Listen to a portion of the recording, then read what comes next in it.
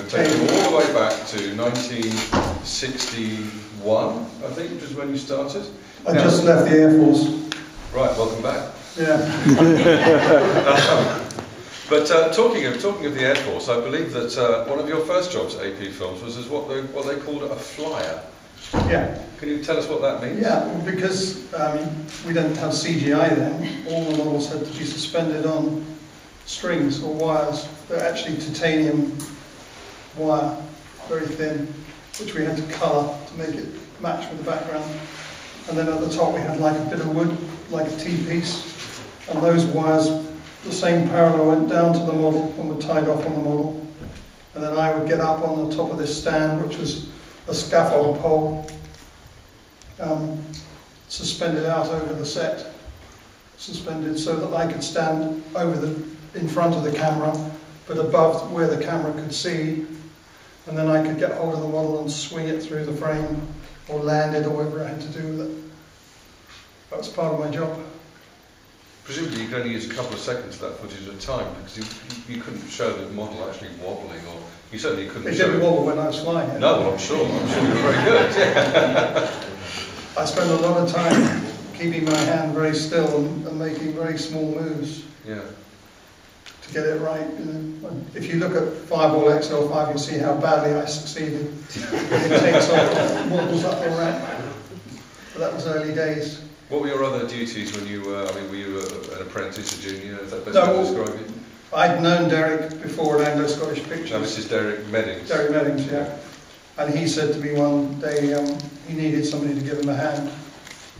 And I was working on other things. And I went along to AP Films, saw the setup, and I could make the explosions and all that sort of stuff. So I helped Derek out. Right. Became his number 2. Right. Tell us about Derek. I mean, he's no longer with us, sadly, but he's a legendary figure within the industry, wasn't extraordinarily talented, and his iconic designs, in my humble opinion, and probably lots of others, of Thunderbird 1, 2, 3, 4, 5, and other designs, lifted that whole Anderson AP Films thing from the supercar side, which was not the greatest designs, but after that, Stingray and all the other things. They were a quantum leap upwards, and he was responsible for all those designs pretty well, until Mike Trim came along and gave him a hand. Right, right. Now, Reg Hill was somebody who Derek worked alongside. Yeah. He did a lot of design work as well, didn't he? Reg designed supercar, I think. Did he? Yeah. And he was a lovely man, and he was a partner with Jerry in AP Films, as you know. And but it was Reg was responsible for when we needed engineering work done, like the tank for Thunderbirds, which was 14 feet by 14 feet, and was split into 2 sections so we could wheel it through the doors, get it out of the way when we weren't filming on the water, when we wanted sets there. It was Reg who decided that instead of having a nice big 6-inch plug hole to drain all the water out, which would drain out in about 5 minutes, he had an engineering firm on Slough Trading Estate make a pump which had like a bath plug size hole that took 4 hours to pump the water. That apparently was acceptable. Okay. Did Reg take a close interest in the special effects, or did he leave that to Derek? Well, Derek was responsible for the special effects. Yeah. Reg did tell me that I would never make a special effects man. Oh, did he? Yeah, but that was Reg. He was a really talented storyboard artist, and after AP Films, he did a lot of really great storyboards for movies. Yeah, yes. He's very talented and a really nice bloke as well. Yeah, yeah. So when you were, because you were, as well as apart from flying things and blowing things up, you were building a lot of models, I guess, in this period as well. Yeah. When you were building models, who did you work to? Did you work to Derek or Reg or Jerry? Or? No, Jerry and Reg had nothing to do with it. Right. Derek was the person who decided what was what. And then if we needed extra craft, we would get plastic kits and bastardise them and change them around and spray them. And that's when a lot of plastic kit expertise came from, I think. Right, there was a model shop in Slough, was there? I mean, a model kit shop. Yeah, we were on Slough Trading Estate, just on the Bath Road somewhere. There was a big model shop. They must have loved you. Oh. Absolutely. And there was a shop that sold Electroset. Oh, right, Which we used all the things for. Yeah. So yeah, it's good. Yeah. So tell me about the Slough, well, don't tell me about the Slough Trading Estate, tell me about the studio. Right. Because, well, I mean, we call it a studio, but it was not a conventional studio in either the modern sense or even the contemporary sense. It was a World War I shed used for storing bits of old tanks and things. Right. In 1918, 1917. Okay. There was a big tank dump nearby, and then Ipswich Road was made, and they had this shed there which had all these bits and pieces in it. Time goes by, and Jerry acquired the shed. Well, it was slightly bigger than a shed, and that became AP Films. That was in Ipswich Road, right, which was right by the railway line, the main London to wherever it was, Bath or something. Yeah, which is not the place where most producers would think to build a studio, is it, next to a railway line? Yeah, but we weren't shooting sound. Right.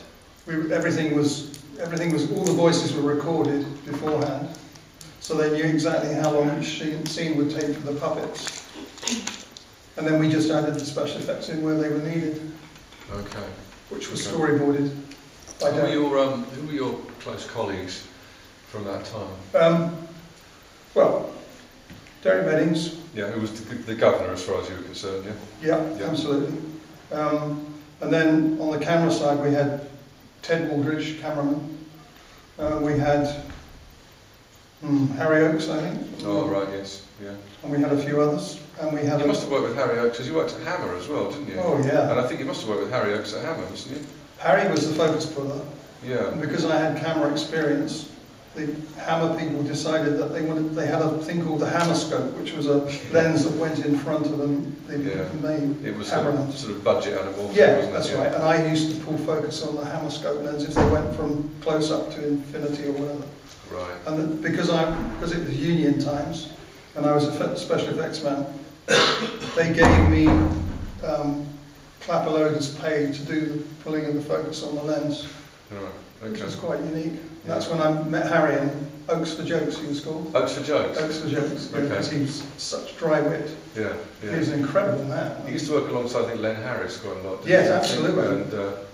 And Len Harris was a superb camera operator.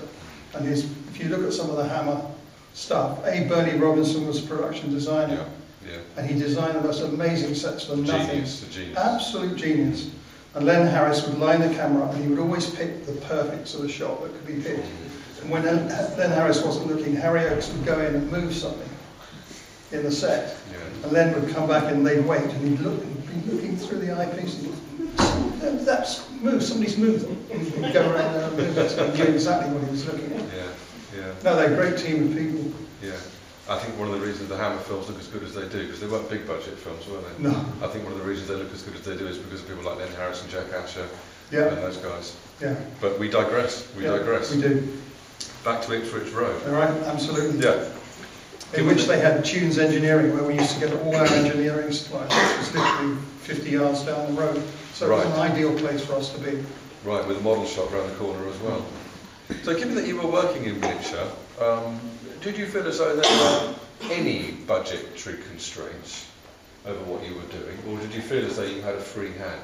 No, we didn't have a free hand. Right. No, I mean, we were very tied to what we could do and spend money on. It wasn't easy. In what way was the budget quantified? Because given that you had your own studio facility, you had a great team of guys. But if we wanted engineering work done, rather than spend a little bit more money, like on the tank, when the water wouldn't drain out quickly enough, we'd waste 4 hours waiting. Oh, so it's about time just as much as Okay. Instead of doing that, if Derek and I asked for a particular item to be made, engineered, they'd always come back and say, "Well, that's too expensive. We'll have to do something different." Okay. So, I mean, I know this is a very difficult question to answer. I'm sure it's going to be a piece of string answer. But I mean, how much would you try to get done a day if you had a special effects sequence to do on Stingray or Thunderbird? How much would you hope to actually get in the can per day? I know it's a difficult question. I just want to get some sense of how tricky it was. A piece of string. Depends on the set. Sometimes we'd get 3 or 4 or 5 shots a day. Right. With little inserts or whatever else. And other times it would be 1 shot And then Derek and I might be working until 1 or 2 in the morning, making things slightly different so the next day we can get a better shot. So it could be less than a minute?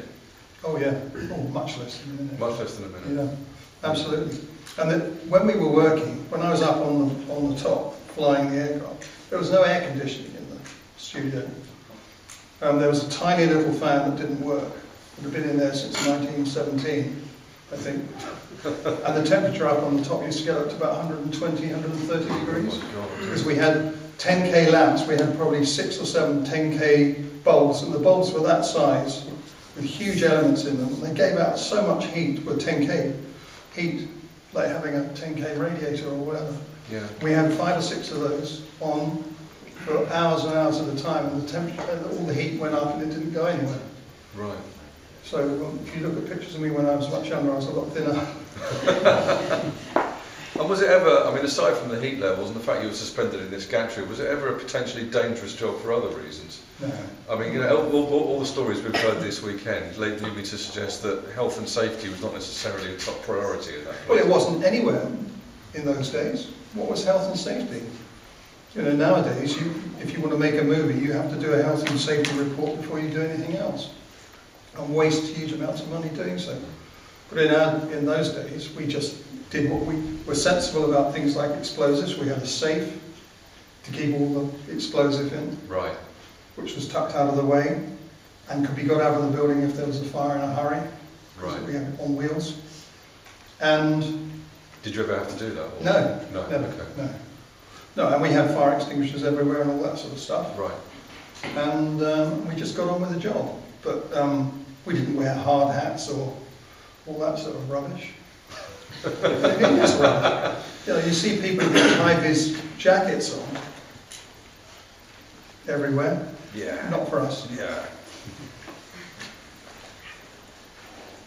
So did you work closely with the puppeteers? I mean, I get the impression from what you sent me what you told me that Derek's special effects unit didn't work in isolation, but worked apart from because everyone else. The puppeteer, well, the main unit, which was the puppeteers and the puppet sets and everything else, and they were up on a bridge, and it was hot for them too. Yeah, I bet.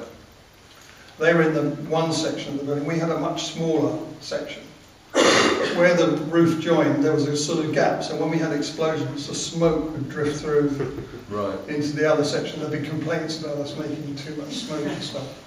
But we did interact directly with the puppeteers because they were on the strings and making all the stuff, and we were doing the effects, which weren't connected really. Yeah. Did you socialise together as a studio? Oh yeah, I mean, there was quite a sort of rapport between everybody. Yeah. Yeah. And who were your best friends at AP Films at that time? I guess you were all quite young, weren't you? Oh, Well, you must have been very young. bloody right. Yeah. Well, Derek was a great friend. Yeah. As well as being your governor, you still socialise. Yeah. And there were a few others, but I had friends outside the film industry more than I did in the film industry.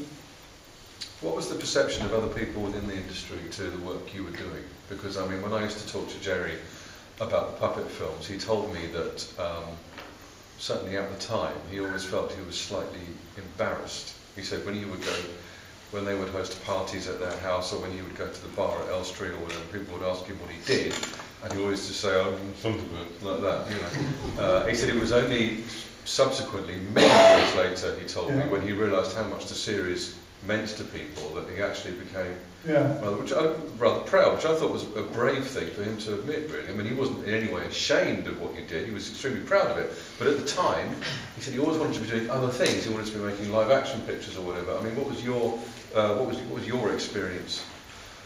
Yeah, I mean, I didn't want to do puppets anyway, really. I mean, I wanted So you felt the same way? to be on feature films, yeah. Which is why, when Thunderbirds was nearly finished, I left and went on to a proper feature film. Which I want to talk to you about in a few minutes, actually, yeah. But before we move on from Thunderbirds, I wanted to ask you about the various Thunderbirds vehicles. Were there any that you found, from a special effects point of view or flying point of view, were there any that were easier to handle than others?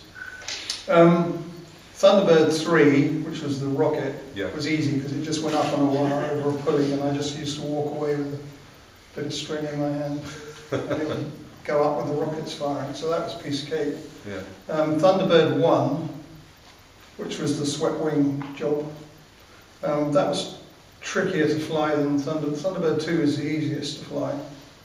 Thunderbird 4 was just, you know, in the water basically, Yeah, so yeah. it just bubbled around and Yeah. wasn't a problem. So Thunderbird 2 was the easiest. Is It that was- because it was supposed to move more slowly than the others? Well, it was just the right shape, and it was easy to control. It was heavy. The big one was quite heavy, Yeah. but it just seemed to be right somehow. Thunderbird 1 was a bit creaky. Did it have anything to do with the weight distribution of the Yeah, I models, think so. did it? Yeah, it was much lighter. How many different models, how many different scales of model would you have for each vehicle, do you remember? Oh, Thunderbird 1, I think we had about 2 differences. Thunderbird 2, I think we had 3. Right, and what sort of sizes are we talking about? Well, I think Thunderbird, the big one, which you'll see up there, is about that sort of size, isn't it? The largest one, okay. Yeah, And so if you wanted to show the vehicle over distance, you simply used a smaller one? yeah. Right, yeah. okay. Okay. We very rarely pulled the model on a straight wire across the set in the distance. Occasionally we did. If it was just going right to left across the scene, we used a smaller scale Thunderbird 2. But usually what happened was I would swing it out over the set in an arc. And it always seemed somehow looked better when we saw the rushes. I know that Jerry was very proud of the of what he called the rolling road technology, which he used on that. Who came up with that? Was that Derek? Well, it was an old movie thing. I mean, they used it in black and white films donkeys years ago. Right, can you explain to us what it was and how it 2 worked? vertical rollers driven with an electric motor with a sheet of whatever in between, canvas or some sort of material. And the rollers could be angled in or out to balance them so that the sheet wouldn't fall down, because it just went like an endless belt all the way around. And it was artwork. Derek was very good at doing clouds, so we had lots of clouds. And then Thunderbird, whoever was in the foreground, and the clouds would be whipping by, you know. Right. So that was old cinematic technique from donkeys years ago. Sure, but it works. Oh, well, absolutely. As long as the same trees don't keep coming round, you can play with it. We even tried that one, sticking bits on as it went round the back. Well, as it was going. But it didn't really work. Yeah. So, you mentioned earlier that you were obviously having great fun working here, but it wasn't exactly what you wanted to do. Can you explain to us why and how you came to leave? Well, Derek and I were part of Bowie Films a long time ago. Les Bowie, who gathered lots of people together. And he always worked on feature films. He was a matte artist. He did a lot of work for Hammer, didn't he? Oh, masses of work for I think Hammer. one of his classics was The Day the Earth Caught Fire. Right. Which I left the Air Force and went straight on to The Day the Earth Caught Fire. Right, it was a wonderful film. Yeah, and the effects, the whole total effects on that picture cost £17,500, Right. which is nothing. Which was not a lot even then. No. No, No, it wasn't. But it won a BAFTA, didn't it? It was a great film. Yeah. No, Les was a genius, and so when Derek was working with Les at Anglo-Scottish Pictures before he went to do the Anderson stuff, Les was shooting matte paintings for feature films, and Bob Archer was there working for Les, and he was doing the titles, because in those days they didn't have title machines that could just print up all the credits. They had to be painted on glass by hand and then photographed. I didn't realise that. Yeah. So Bob Archer was a consummate title artist, and it was all feature film stuff. And then, because Derek had a young family and he needed a bit of extra money, he took on an evening's work with Ray Cable over at Maidenhead doing Four Feather Falls or something like that. Yeah. For Anderson. And then, of course, when Derek then came on to do Supercar and all those things, that was all puppet stuff. Derek didn't want to do puppets either. When he got into features as soon as he could get into them. Right. Okay. We all did. Not that there was anything wrong with the puppet stuff, but it just it's more satisfying. You call it the puppet stuff, but there isn't that much difference between the model work that Derek was supervising on, you know, Thunderbirds to the model work he was supervising on GoldenEye, was it? I mean, the sequence. Oh no, there's a huge. Well, yeah. Well, I mean, in terms of Derek's artistry, I'm sure he'll progress. But at no point, the point I'm making is that at no point were you and Derek actually operating puppets. No. You weren't. Yeah, you were always doing the special We had really good effects. puppeteers to do that sort of thing. Yeah, which is what I meant. I mean, the sort of work you were doing could be inserted into a Bond film or Thunderbirds. That's what I meant. So both you and Derek were slightly frustrated. Yes, there was an undercurrent. And we go and see a feature film and say, God, I really wish I'd been working on that, you know, whatever. Right. But it was nice to see our stuff coming up on television. Sure. You know, sure. it was actually, you could sit there and think, well, yeah, that worked all right. Well, we could see... That's not a statement, but yeah. Well, yeah, but we could see that certain shots that we'd spent a lot of time doing, by the time it actually got onto a TV screen and then was retransmitted, it lost quite a lot of the precision that we put into it. You didn't see that imagery. Especially with those days, because I mean, television was only 4 or 5 lines then, wasn't it? Yes, and black and white, of course. Most people would have seen your, everyone in this country would have seen your work in black and white, wouldn't they? And of course, Jerry's really good thing that he did was when he decided to go to colour because of the American market. He went to make colour puppet shows, and everybody, what the hell are you doing that for? It should be black and white. There was no point in doing colour. Well, there was, because it's the colour ones that really people watch. Yes, I mean, I don't think Thunderbirds would have endured the way it has had it been shot in black and white. No. It would It would have been easier for us because we would have had a greater depth of field, because colour film was really slow, and so we had to have, the lenses had to be open, the f-stops had to be open a bit wider, so we had less focus. Oh, I see. Did that mean you had to increase the lighting as well? Yeah, that's why it used to get so hot. Right. So at the time, you're both slightly frustrated, but you left and you made the decision to leave, and Derek didn't. Yeah. Well, we talked about it for some time beforehand, and I said, you know, I've had this offer. And he said, well, take it. And where was the offer from? Kubrick's office, Stanley Kubrick, Right. 2001. When Derek was working for Les Bowie, and he went to Les Bowie and said, look, I've been offered this job at AP Films, and it's for more money. Les said, Derek, take it. You've got your family to think of and everything else, you go. There was never any rancour or anything like that. Right. We just, half Derek went. So when you received the phone call from Kubrick's office, that must have been extremely exciting. But And that was because of Thunderbirds that they'd seen on the television. Right. Because they had some wire work that they could be doing. Right. Well, so Thunderbirds was considered state of the art at the time then, obviously, because I mean Kubrick was obviously one of the top directors in the world even then. And he had young kids that watched it. You see that? Oh, I see. Okay, so when you received the call from the Kubrick office, did you hesitate at all, or did you think I need to do this? No. In those days, the union regulation was a week's notice. You only had to give a week's notice before you could depart. Right. And I gave AP Films a month's notice. Right. Okay. And With Derek was okay. Derek's approval and everything Right. else. And then about a week before I was due to leave, I got called into the main office, and there was all the directors of AP Films there. So this was Jerry and Jerry, Sylvia. Reg Hill, Dave Elliott, and Right. John Reed. John Reed, Yeah. the lovely John Reed. And they were all there looking rather uncomfortable. And Jerry said that he'd been to see Lou Grade, and that Lou Grade said I could be paid 3 times my wages I was getting at the time. And do you mind us asking what your wages were at that time? 30 quid a week. Okay. And So he offered you what, 90 quid? Yeah. Right. And Which I guess was a lot of money then? it was quite a bit, yeah. Yeah. So I said, I gave a month's notice because, you know, that's it. And it's agreed. That's what I was going to do. And he said, is that your final word? I said, yeah. And he said, he stubbed his huge Lou Grade cigar into his ashtray and smashed like that, and all the sparks went everywhere. You'll never work in the film industry again. Right, okay. But subsequent to that, I worked for Jerry again. You know, it was Well, just, you did, yeah, which we're going to move on to. So, Yeah.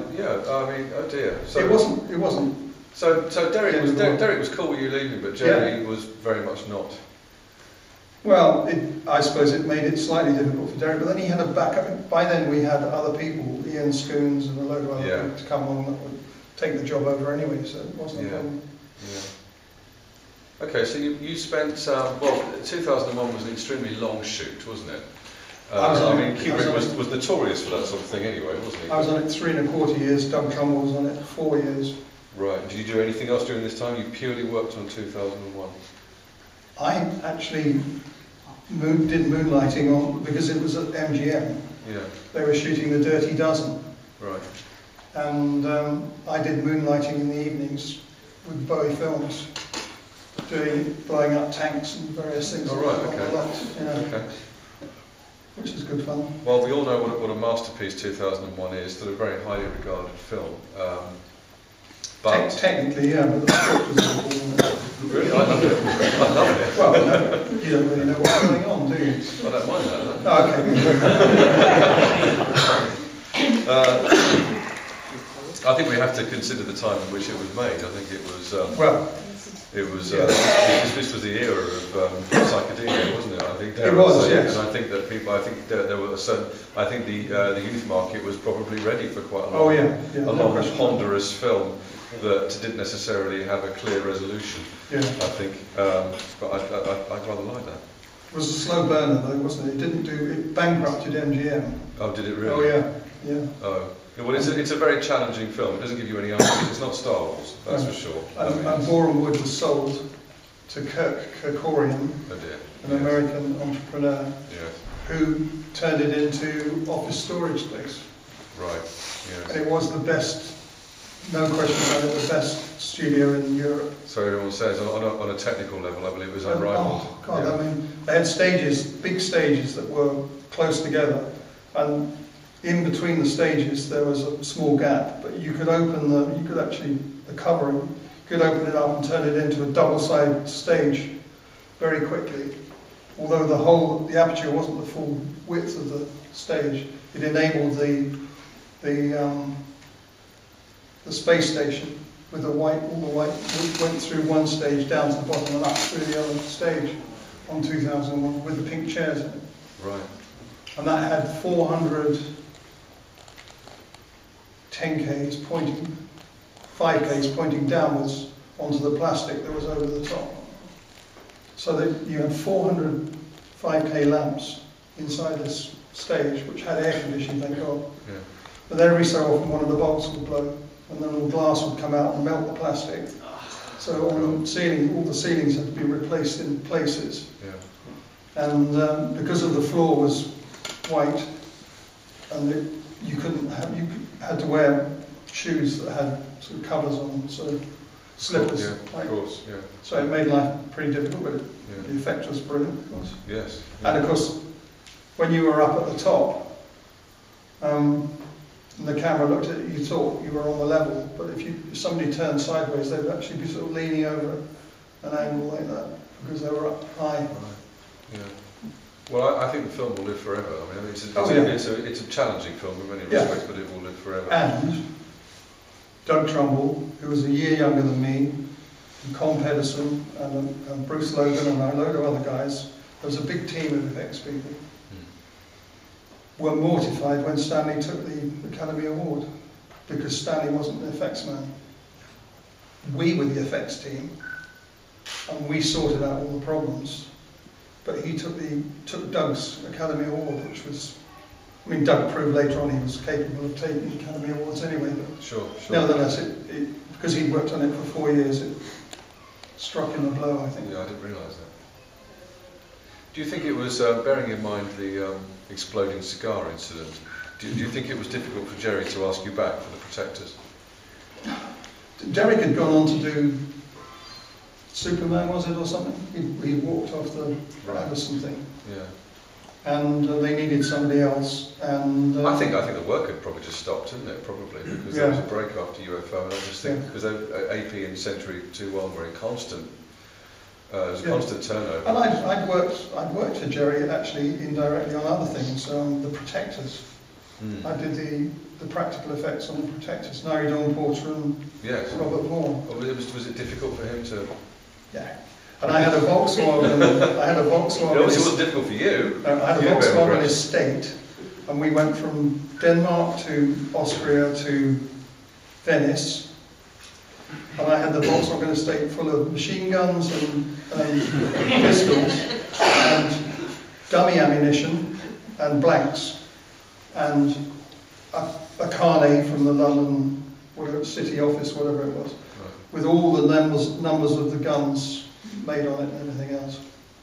And when I went from country to country, I never had a problem till I got to the Austrian-Italian border, blinding snowstorm, and they wouldn't let me go into the Italians, so that I couldn't come in with all that stuff in my car. But I thought you were an arms dealer. But I had the company down in Venice. We were in touch with the customs people, and anyway, so they put the contents of my car into a zone between the two countries in this sort of shed. And by the time I got down to Venice, the mafia had supplied every single gun that had been on the list, and the ammunition. Well, after the Protectors, Jerry offered you another, well, potentially much bigger job, didn't he? I mean, did the concept of Space 1999 appeal to you? Oh yeah, I mean, the idea of something on the moon, and I'd been there in 2001. Well, yeah, that's right, yeah. And Moon 02 as well. And Moon 02. And rather less auspicious film. But yeah, green dust, yeah. So there I was, and when Doug and I were working on the moon bus, we'd sort of said, oh, could have changed this and could have changed that, make it a bit more interesting photographically, because it was quite plain. And in my mind, I remember doing a rough sketch, which I had a bit of girder work and stuff on my moon bus and some extra bits of plastic kit and stuff. And then time went by, and then when Space 1999 came up, I saw the Eagle, not as it finally wound up, but pretty well, with an escape capsule on the front and all the other bits and pieces. So I just went ahead and did some sketches for that, and then I got Michael Lamont, who was a really exceptional draftsman at the time, production designer later, no longer with us, and he drew out a rough sort of thing of the Eagle. It wasn't long enough, so we added sections. We made the sections bigger and stuff, until it finally wound up the way it was, and that was it.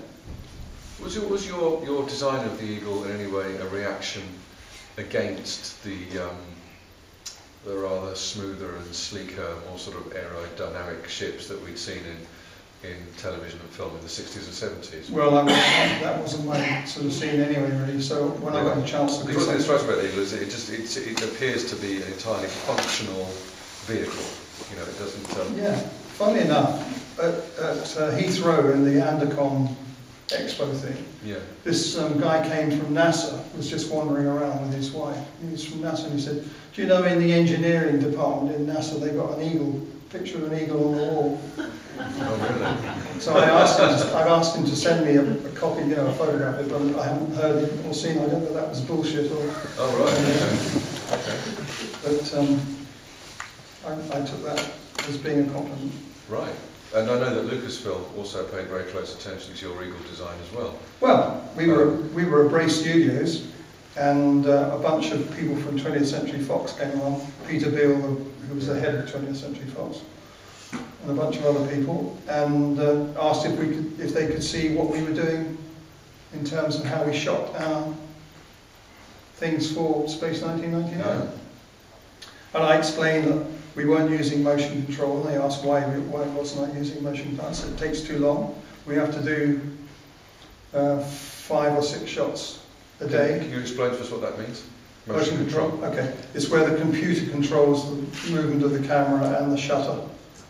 So if with motion control, as opposed to animation like a Disney animation where you have a series of sharp images, 25, 24 sharp images. So when you see it on the screen, you do actually notice it jiggles very slightly. Whereas with motion control, you do the basic same move on a model, but the shutter is open while the camera is tracking, and you get motion blur on the model, which makes it smoother to the brain. And we couldn't do motion control because it just was not the time. Right. And we were. And it was way in behind. absolute infancy anyway. Cause We were way behind the Americans anyway, so we Yeah. didn't have the surplus space kit that the Americans had, all these stepper tires and motors and everything Right. else that you could buy second hand in a local shop. You know. So what was the first film to use motion control? Was it Star Wars, or No. it was done before that, was it? Yeah, I can't remember what it was now. Right. But anyway, so these bunch of people from Fox came round to Yeah. Bray Studios, and I had just that previous day signed to do the second series of Space 1999. Okay. And they came out, and two of them came up and said, "We'd like you to do this. We're making this picture called Star Wars, and we'd like you to be involved." And I said, "I've just signed for Jerry Anderson to do another series of Space 1999. I can't do it. I can't go back on that." And so one of them said, "Well, that's all right. We're going to make 6 of these movies. Oh, really? We'll get you to do the second one." Okay. Okay, fine. They went off. Later on, Star Wars came out, and the 2 guys that I've been talking to were George Lucas and Gary Kurtz. Okay. Okay. Well, they were good to their word then, weren't they? Oh yeah, Yeah. absolutely. Back to Space 1999. Tell us about Keith Wilson. Now, Keith was the production designer on that show. He was. He was also on Thunderbirds, and Oh right, okay. he was at AP Films, and he came from the Medway School of Art along with Ian Scoons. Yes. And Keith's thing was he was a great artist, but he had a really shaky hand, and he would hold a brush, and I'd watch him painting, and he'd hold a brush until he got right to the paint to go on the artwork, and it was completely stopped shaking, and as soon as he took his hand away, it was shaking again like that. And but he was a really talented guy, and we got on really well on Space 1999. We both had this idea for modular stuff. So I had a modular eagle which could take extra bits and pieces, and he designed the main set, so it could be with all these sections that could be put together with just a few changes. A bit like huge Lego, yeah. A bit like huge Lego. Yeah. And it made perfect sense, you know, because they had whole sets waiting to be put up, and they could just make them how they wanted them. So, aside from the inspiration, or part of the inspiration from the Eagle, did you take anything else from 2001 to your Space 1999? Well, the moon base was homage to the base on 2001, with additional elevations and other things. Not the same shape exactly, but still radiated out from the centre. Then I put the eagles on my pads that I had. Right. Which I don't think were on 2001. So, in what way did, from your point of view, in what way did the series, did Space 1999 change from series 1 to 2? Obviously, from the point of view of viewers, it transformed into a very different program. But for you, I had a problem with the scripts anyway. In the first series, they were okay, but they weren't mind-numbingly good. And that was the thing about Star Trek. Star Trek had really good scripts. I mean, you did actually get involved with the characters in Star Trek. Didn't really get involved with the characters in. Oh, so the characters were your issue. Well, that's the key to it. Not the scenario. You like the scenario. Yeah, I like the scenario, but but the actors didn't get their teeth into the parts the way they were allowed to on Star Trek, because they were better written scripts. Right. I think, personally. Right. And then the second series, for me, the scripts were a disaster. Well, at least the first series had Christopher Penfold and Johnny Byrne and those guys who were, intelligent, thoughtful science fiction writers. Yeah. But we kept getting changes made all the time, and I don't know where those changes came from, but so there would always be. I mean, some of the scripts had about 6 different colours in them where they changed dialogue everywhere. Yeah. Well, Did the departure of Sylvia Anderson, do you think, have a profound effect on the series? Because she's not on the second series, is she? Was she not? No. Okay. Sylvia was the key to lots of everything working properly.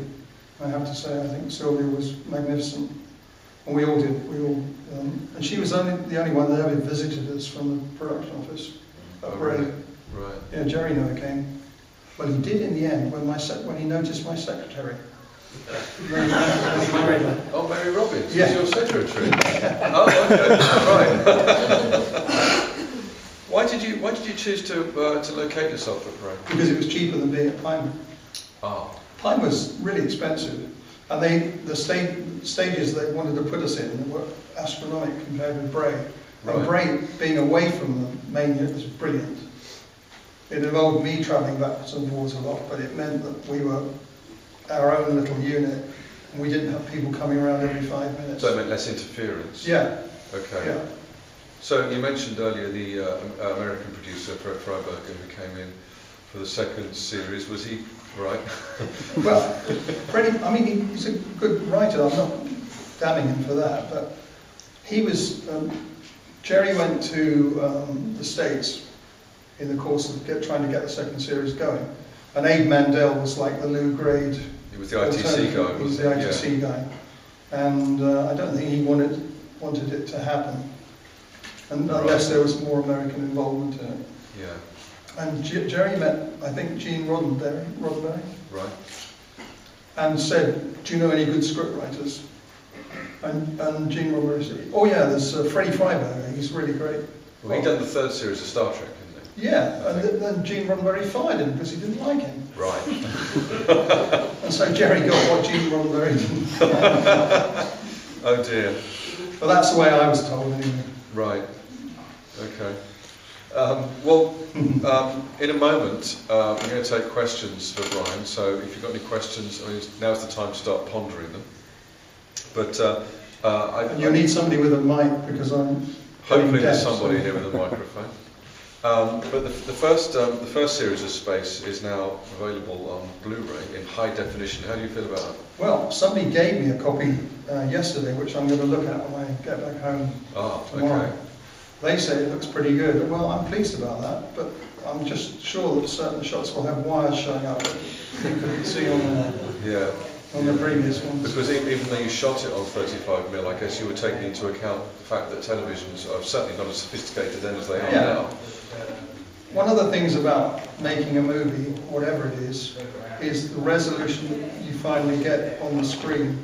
So you can shoot something in 35mm and it'd be ultra sharp. Yeah. And then if it's going to go on television with 405 lines or 425 lines, and the resolution isn't as great, you know there are certain things you don't have to do. Yeah. So that's why when we were shooting, Derek and I, we'd look at them and say, oh, not that we'll get away with that, but that won't show up on television, which is what we were aiming for. Yeah. Little realising that later on the Blu-ray would come in. These things would come back to haunt you 50 years later. Wires were always the problem. Always the problem. And we had tungsten wire, and we blacked it with iodine, and then we puffed. We had these little puffers with different colours in, so that if the model was hanging suspended in a particular space, we could make parts of the wire from the camera's point of view disappear against the clouds or whatever. Right. But in DVD, Blu-ray, you'll see all that. Yeah. Momentarily. Well, yes, I think so. But that's the other thing, is that when we shot stuff, whether it was for a feature film or whatever it was, we didn't realise that at a later date, these little buggers would get their videos out and rock and roll everything and look at frame by frame by frame. And they think, oh, that's not the same as in the, oh, why was that? Why was that? We didn't have time for all that rubbish. Well, having said that, I think the work you did in the 60s holds up better than any of the contemporary television series at the time. Certainly, I mean, these things might pain you, but you've almost compare an episode of Thunderbirds in colour on 35mm with you and Derek doing your amazing stuff to an episode of Doctor Who, for example. As much as we love Doctor Who, there is no comparison at all. I think so. I don't think you should feel too embarrassed. Well, the second series of Space 1990 had rubber suits in that, didn't they? That were very did turn into a bit of a monster show. They ran out of money. Yes, yeah. Well, do we have any questions for Brian? Oh, loads. Okay. Gentleman with the Stingray shirt. Can you shout? I don't think we've got a microphone. When you were working on 2001, did you fall foul of Kubrick's quest for perfection at any point? We all did, yeah. He had this thing in his mind that everything had to be just so.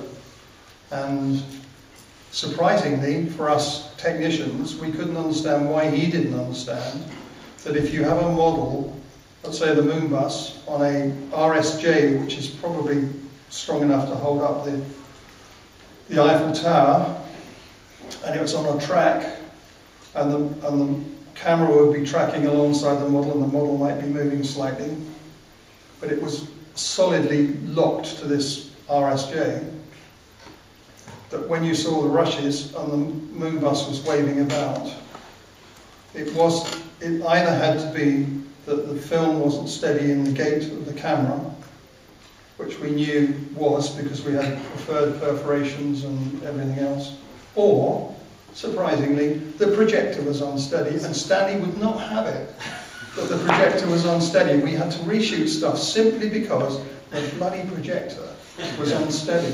The actual material was perfect. But it's because he was considered to be this great genius, which, let's face it, he was, wasn't he? I think. Yeah, oh yeah. That MGM indulged him, because other directors would not have been indulged that way, would they? He asked the question, why, all the time. Why are we doing this? Why are we doing that? And sometimes it was a really good question to ask. Why are we doing it like this? Give us an example of something. One of the things that came up was photographing the models. The Discovery was 54 feet long. We had 65mm film on the Panavision cameras, and that meant that the depth of field was practically nothing. So you couldn't stop the cameras down far enough to get enough light on it to hold the thing in focus from beginning to end. And there were lots of tests done and things. And then it was decided, because of the questions that Stanley had answered, we'd have to photograph the models, which we did using Polaroid Land 3000 stock, which is ultra-fine still stock, with a Linhof camera. I think it was 8x4 or something like that, I can't remember that. And Stanley and I would go into this big blacked out stage with the model in there, we'd photograph it.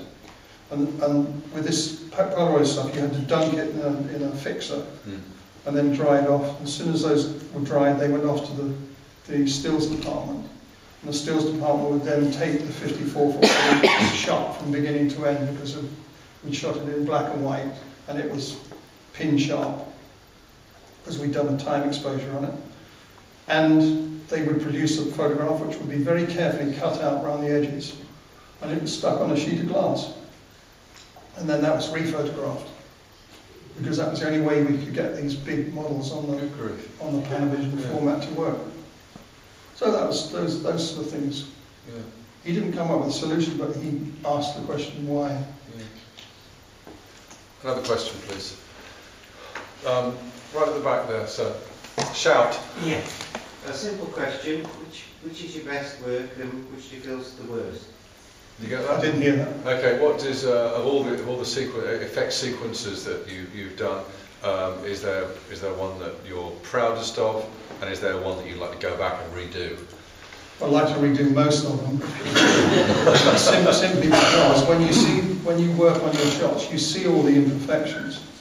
You know, and I watched a movie the other day, and some stuff that I'd done on it, Medusa Touch, and we crashed a 747 into the building, predating 9/11 by a few years, and when we did it, we had this 12-foot wingspan 747 which had to crash into the skyscraper, and I'd rigged it up, and I hadn't rigged it up properly, and instead of it, because you had to sort of accelerate it down this track, and then the wires that held the 747 would parallelogram, so the 747 would sort of be there, and as it accelerated it would come down, and then it would hit the building.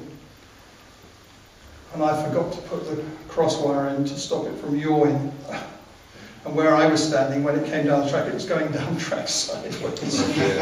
But it looked all right on film because we were looking at it from a different angle. But it terrified me. Okay, well, is there one sequence which you're especially proud of? I mean, is it possible to highlight as one sequence where? No, I don't think so. There's so many different things. One film or one production? No, I honestly, it's an awful question to answer, because there were so many things that happened that, I mean, like on Aliens, the second one, Yeah. the Sulaco is travelling over clouds, Yes. and we're doing a motion control shot on it. But I had a studio at Bourne End, and we were doing this shot looking down on the Sulaco, and underneath, in the end, to get these clouds, I put a sheet of glass, and then I got some micro balloons, which are like really fine glass beads, really fine, and I just put the micro beads on there to make these cloud shapes. And the Sulaco was that long, and the set was about that deep, and when you see it on the screen, it looks like it's 1,000 miles above the clouds, and Right. that was quite satisfying. Yeah. There have been others. Another question. Sir, in advance. Yeah, Marcus, they're telling me that there is a microphone here that we can use to help Brian. Oh, is there? Okay. Yeah. Lovely, thank you. Could you but be it's our just- roving reporter, Chris? Yeah. Does it work? Does it work? Well, the light came on a second ago and now it's not. But Speaking. is this working at all? No, it's No. not. No. Sir, I'll shut one out anyway. Special effects. Basically, Brian Johnson is one of the best special effects directors because he's won 2 Academy Awards, indeed. which are for Alien and obviously The Empire Indeed, Strikes Back. yes. But there was also, he had a chance to win the 3rd one for Aliens, the Lost Oscar. Okay, What's this about? well, I started work on Aliens with Jim Cameron and Gail Ann Hurd, Yeah. and then got told, because the union had decided that they would allow this American company to bring in this radical new equipment. And so Jim Cameron, who was always wanting to take the latest stuff, agreed to use this company called LAFX. Right. So I got a phone call from Gail saying, I'm really sorry, but we're going to have to go with LAFX because their equipment is more recent than yours. Okay, fine. Well, you win some, you lose some. It happens all the time. Well, a few months go by, and then suddenly the phone rings, and it's Gail Ann Hurd again, who was Jim Cameron's wife and producer. Yes. And said, Brian, we've got a bit of trouble. Can you possibly do the rest of the picture? What's the problem? Well, LAFX haven't come up with what they said they would come up with. What they came up with was 2 rusty old US Navy range cameras with stepper drivers on them, and that they said were going to be these amazing motion control systems, and they weren't. That's why you'll see on the screen certain effects by LAFX as a credit for them, because it was run by a leather holder manufacturer and his wife, who was a hairdresser, and they'd started this company. And the reason why it all got through was because they employed somebody who was actually the president of the effects union in this country, and he got the job, right? And so anyway, they fired LAFX, and I finished the picture and did all the post-production. And then when it came to the nominations, this is an Academy thing, the production company, Fox, do the actual nominations that they put the people up. And in their contract with LAFX, months before, with a really sharp lawyer, it said that should Aliens be nominated, then one of the LAFX people had to be nominated. And the Academy would only allow 4 names to come forward.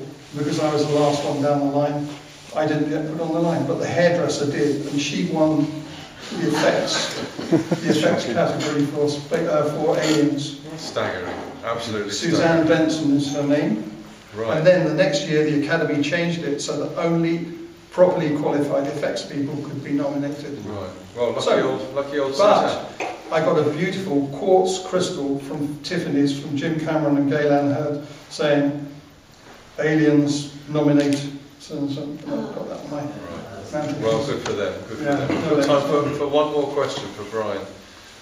Sir, in the middle there. With your Let's hand try up. this microphone. Yeah. Wow. It's not working.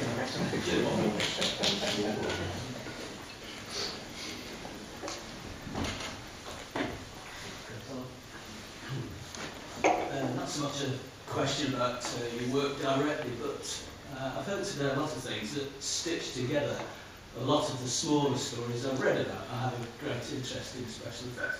Can't hear you. You can't hear. Yeah. You have to really Yeah. Project. It's That's a bit better. you can hear that. Yes. Yeah, okay. I've got a great interest in special effects, and what I've heard today, a lot of these smaller anecdotes stitch together a lot of the stories I've read. Have you ever considered, say, writing a story along the line of what Alan Shoebrook and Derek did to record what they've done in the My industry? friends here, that I've seen for a number of years, who are Space 1999 fans, know that I'm writing a book called You'll Never Work in the Film Industry.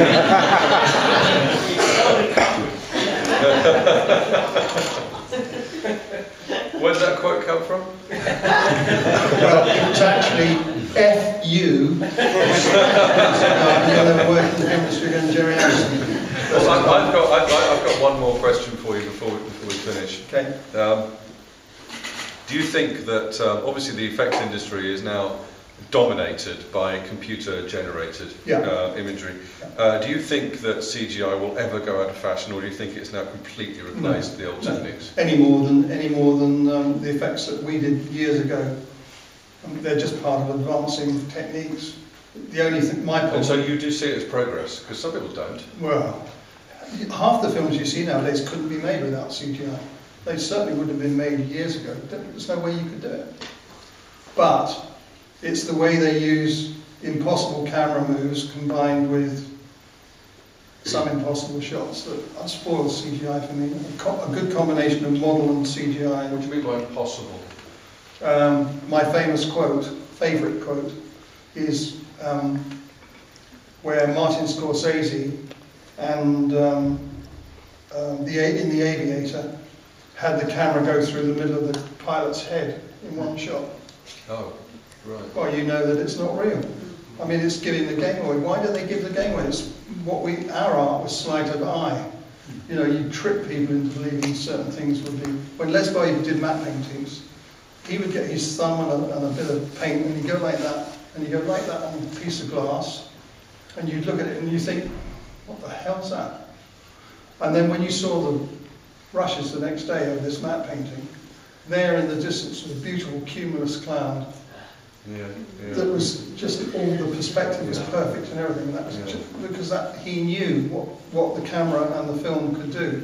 With CGI, because they can do anything, they do anything. You get radical camera moves which just belie any possible reality. Yeah. And they now have this technique of cutting it every half a second through everything, and I think it spoils it. But CGI will always be in there. Well, They'll have artists in CGI without the artists. Yeah. They're doing that already. Yeah. Is there any place for model work, traditional model work? Yeah. Well, it depends on the movie. Right. But if there is things with three-dimensional buildings and stuff, maybe a good combination of the both is better than just CGI. Because in CGI you've got a geek sitting in front of the screen and drawing stuff. Well, that's fine. But when you've got something three-dimensional, you can light it and change it and do various things with it. And then enhance it with certain CGI bits, makes it better, I think, personally. Well, you've had a truly remarkable career, and it's been a privilege, I think, hearing about it this morning. Ladies and gentlemen, please thank Brian Johnson.